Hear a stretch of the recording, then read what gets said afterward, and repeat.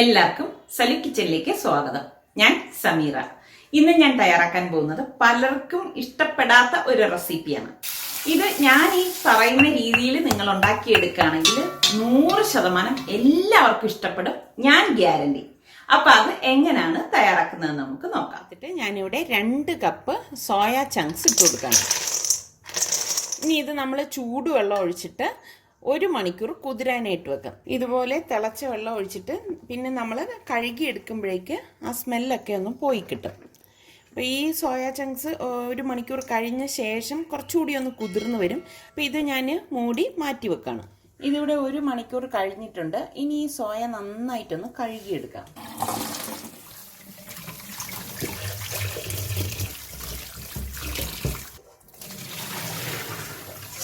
ഇതിവിടെ ഞാൻ നന്നായിട്ട് കഴുകി എടുത്തിട്ടുണ്ട്. ഇനി നമ്മൾ ഇത് നന്നായിട്ട് ഇതുപോലെ ഒന്ന് പിഴിഞ്ഞെടുക്കണം.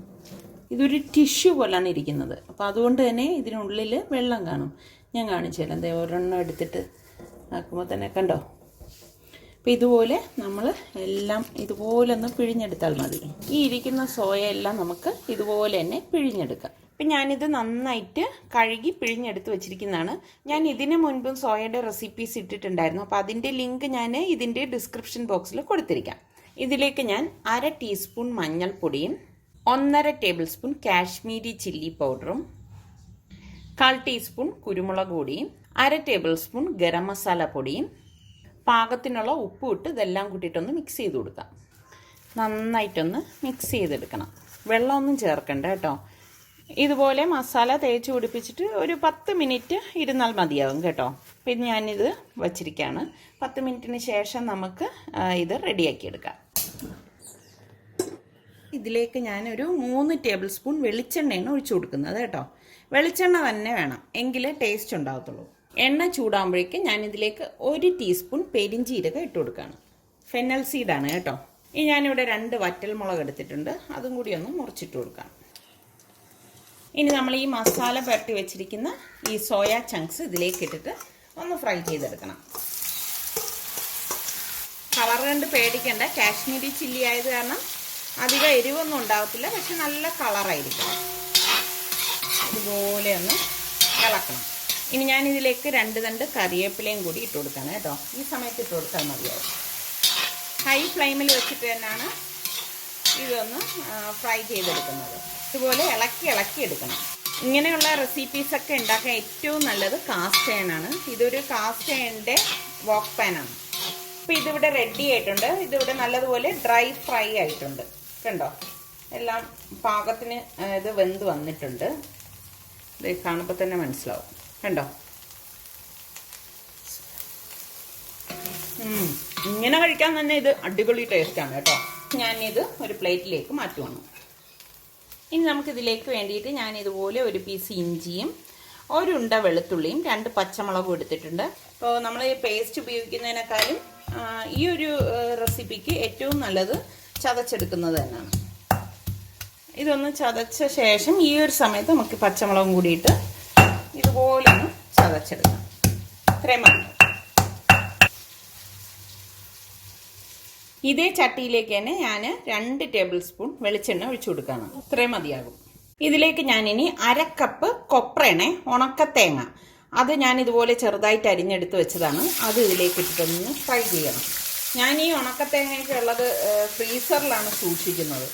തേങ്ങ ഇവിടെ മൂത്ത് വന്നിട്ടുണ്ട്. ഒരുപാട് ഇതങ്ങ് മൂക്കണ്ട. ഒരു ഗോൾഡൻ കളർ ആകുമ്പോഴേക്ക് ഞാനിത് എണ്ണയിൽ നിന്ന് മാറ്റുവാണ്.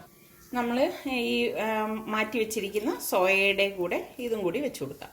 ഇതേ എണ്ണയിലേക്ക് തന്നെ ഞാൻ 2 തണ്ട് കറിവേപ്പില ഇട്ട് കൊടുക്കുകയാണ്. ഇതോടൊപ്പം നമ്മൾ ഈ ചതച്ച് വെച്ചിരിക്കുന്നത് ഇതിലേക്ക് ഇട്ട് കൊടുക്കാം. നന്നായിട്ടൊന്ന് ഇളക്കി കൊടുക്കാം. ഒരു ഗസ്റ്റൊക്കെ വരികയാണെങ്കിൽ ഉണ്ടാക്കി കൊടുക്കാൻ പറ്റിയ നല്ലൊരു ഐറ്റമാണ് കേട്ടോ ഇത്. ഞാൻ കാണിക്കുന്ന ഈ ഒരു പ്രിപ്പറേഷനിൽ നിങ്ങൾ ഉണ്ടാക്കി നോക്കൂ, അടിപൊളിയായിരിക്കും. നിങ്ങൾക്ക് എല്ലാവർക്കും ഇഷ്ടപ്പെടും. ഇപ്പം തന്നെ നല്ല ഒരു മണം വരികയാണ്. കാരണം ആ ഇഞ്ചിയും വെളുത്തുള്ളിയും പിന്നെ ഇതൊക്കെ നമ്മൾ ആ തേങ്ങ വറുത്തെടുത്ത എണ്ണയിലല്ലേ വറുത്തിരിക്കുന്നത്. പിന്നെ വെളിച്ചെണ്ണയിൽ കിടക്കുമ്പോൾ ഇതിനൊരു പ്രത്യേക മണമാണ്. ഇനി ഇതിലേക്ക് ഞാൻ 3 സവാള ഇതുപോലെ സ്ലൈസ് ചെയ്തെടുത്തിട്ടുണ്ട്. ഈ സവാള ഇതിലേക്ക് ഇട്ട് കൊടുക്കാം. ഞാൻ മീഡിയം ഫ്ലെയിമിൽ വെച്ചിട്ടാണ് ഇത് വഴറ്റുന്നത് കേട്ടോ. ഈ ഉള്ളിയും ഇഞ്ചിയും വെളുത്തുള്ളിയൊക്കെ ഇതുപോലെ വഴണ്ട് വരുന്ന സമയത്ത് 1/2 ടീസ്പൂൺ മഞ്ഞൾപ്പൊടിയും 1/2 ടീസ്പൂൺ കുരുമുളക് പൊടിയും 1/2 ടീസ്പൂൺ ഗരം മസാല പൊടിയും 1 ടീസ്പൂൺ കാശ്മീരി റെഡ് ചില്ലി പൗഡറും ഈ മസാലയ്ക്ക് പാകത്തിനുള്ള ഉപ്പും കൂടി ഇട്ട് കൊടുക്കാം. നമ്മൾ ഓൾറെഡി സോയ ചങ്ക്സിലേക്ക് ഉപ്പൊക്കെ ചേർത്തിട്ടുണ്ടായിരുന്നു. അപ്പോൾ അതിനെ അഡ്ജസ്റ്റ് ചെയ്ത് ഇതിലിടാവും. ഇതെല്ലാം കൂട്ടിയിട്ട് നന്നായിട്ടൊന്ന് ഇളക്കി കൊടുക്കാം. കുരുമുളക് പൊടി നമ്മൾ ഇടുമ്പം ഇതുപോലെ തരിതരിപ്പായിട്ട് പൊടിച്ചെടുത്ത കുരുമുളക് പൊടി തന്നെ ഇടണം കേട്ടോ, എന്നാലാണ് ടേസ്റ്റ് കൂടുതൽ. ഇപ്പം എല്ലാം ഇവിടെ നന്നായിട്ട് വഴണ്ട് വന്നിട്ടുണ്ട്. ഈ സമയത്ത് നമ്മൾ ഈ ഫ്രൈ ചെയ്ത് വെച്ചിരിക്കുന്ന സോയ ചങ്ക്സും ഈ വറുത്ത് വെച്ചിരിക്കുന്ന തേങ്ങയും കൂടി ഇതിലേക്ക് ഇട്ട് കൊടുക്കാം. എല്ലാം കൂട്ടിയിട്ട് നന്നായിട്ടൊന്ന് ഇളക്കിയെടുക്കണം. നമ്മളിതിലേക്ക് ടൊമാറ്റോ ഒന്നും ചേർക്കത്തില്ല കേട്ടോ. ടൊമാറ്റോ ചേർത്ത് കഴിഞ്ഞാൽ ഇതിൻ്റെ ടെക്സ്ചർ തന്നെ മാറിപ്പോവും. ഇതുപോലെ ഈ മസാലയിൽ നമ്മളൊരു 5-6 മിനിറ്റെങ്കിലും ഇതുപോലെ ഒന്ന് ഇളക്കിയെടുക്കണേ. ഇതിപ്പോൾ ഇവിടെ ഒരു 5-6 മിനിറ്റ് ആയിട്ടുണ്ട്. ഞാൻ ഇനി ഗ്യാസ് ഓഫ് ചെയ്തിട്ട് ചൂടോടെ തന്നെ സെർവിങ് ഡിഷിലേക്ക് മാറ്റുവാണ്. അപ്പം നമ്മളുടെ സലു കിച്ചൻ ഇനിയും സബ്സ്ക്രൈബ് ചെയ്യാത്തവരുണ്ടെങ്കിൽ ഈസി റെസിപ്പികൾക്കായി സലു കിച്ചൻ സബ്സ്ക്രൈബ് ചെയ്യാൻ മറക്കരുതേ.